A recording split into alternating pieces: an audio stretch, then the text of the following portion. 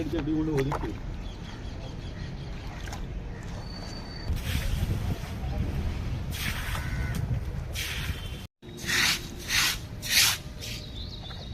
இதெல்லாம் நம்மளே இது பண்ணிடலாம்.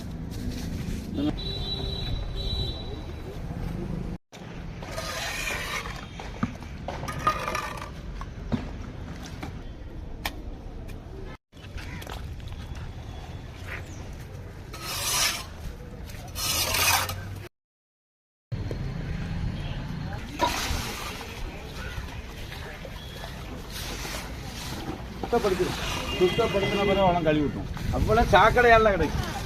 வேலை வைக்க முடியாத அளவுக்கு இருக்க பிளேட்டு முன்னாடி பெரிய பிளேட்டு கொண்டு வந்து நல்லா ஈஸியாக இருக்கும்.